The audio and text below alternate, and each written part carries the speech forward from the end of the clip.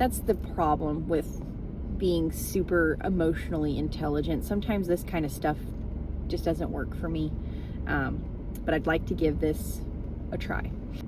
Today is May 19th. Gonna do day 2 of our 15-week journaling adventure.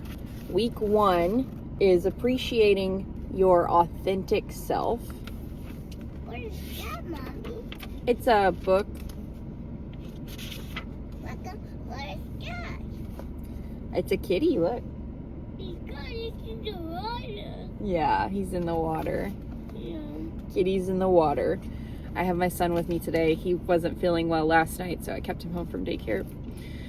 All right, so today is Tuesday, which is Mindful Awareness Day.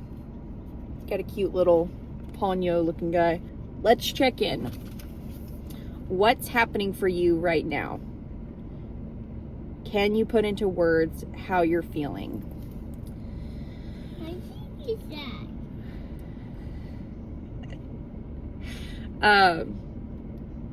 I'm feeling pretty good. Not hungover from my weekend adventures anymore. I'm just a little frustrated with myself because I keep ruminating on my mistakes, and I know that's not healthy and it does nothing for me, and I need to stop. It's just sometimes when I'm, driving the kids to school or something, it's hard to not let my mind wander there. But now that I'm going to get into my work day and have my assistant with me, I think that'll be a little bit easier. We've got a lot. Okay. Is there anything that makes you believe those thoughts are true?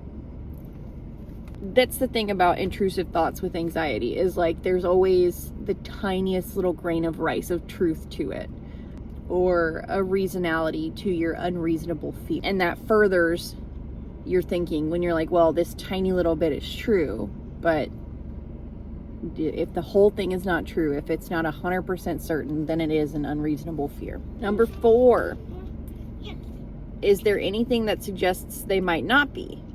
Yes, I have plenty of evidence right now to suggest that my intrusive thoughts are not true. Sorry, I had planned to be like super open and vulnerable with this, but I don't want to be spilling my guts and getting emotional in front of my kids. Just not on that topic. We're very open about emotions in our house, but I don't want to put mommy's big feelings onto him. Number 5, let's gently explore a different way of looking at it. I think a different way of looking at my failures this past weekend is that they're not failures. It's a lesson that I am not as in control of my urges as I thought I was, and that I need to rely on my coping strategies and my village a little bit more. What could be an alternative thought that feels more balanced or helpful? I think I already did that. Number 7, how are you feeling after writing that? I feel good saying it out loud. That's been what's in my brain. That's how I've been reframing my intrusive thoughts while I was driving. So, it feels good to speak that aloud.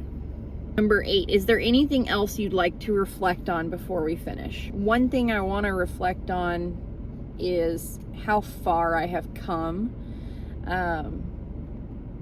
Anybody that struggles with addiction or alcoholism, that backsliding is just a part of the process. Unfortunately, there are some people that can put it down and never pick it back up. But for the majority of people, you're going to backslide, you're going to relapse, you're going to have those down moments. And it's just a part of the journey. Progress is not linear for anything. Whether you're in the gym, whether you're working on your mental health, whether you are struggling with addiction or addictive behaviors, intrusive thoughts, anything like that, you're going to backslide at some point. It doesn't make you a failure. It just means that you are a human and you are trying really, really hard. And the important part is that you get back on track. We just a duck. Yeah. Now we've got some reflection questions. In the pond. Yeah. Easton's really excited about, you can see tomorrow's picture. reflection questions. This is what I'll leave with you. What is your current fear? And if it were to happen, what would be the best scenario? If my fears and anxieties were teachers, what lessons would they teach me? How can I build a more positive attitude toward the unknown future? That last one's a question that I'm going to have to sit with myself and think on it, because fear of the unknown is big for me. Not being certain of what's going to happen tomorrow is very tough for me. And I think that's a big part of why I backslid recently. Everything feels super uncertain. Everybody feels that way right now. But just in my personal life, everything about my future feels uncertain.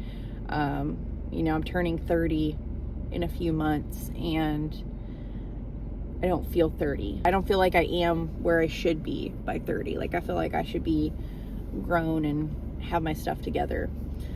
And I don't feel that way. But I would love to hear your thoughts.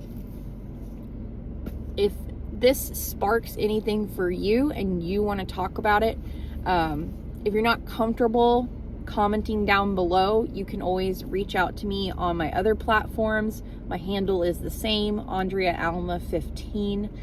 You can DM me anytime. I'm always happy to be a sounding board or shoulder to cry on. It helps me cope with my own feelings, and yeah, so help me help you. I'll see you guys again tomorrow. Bye.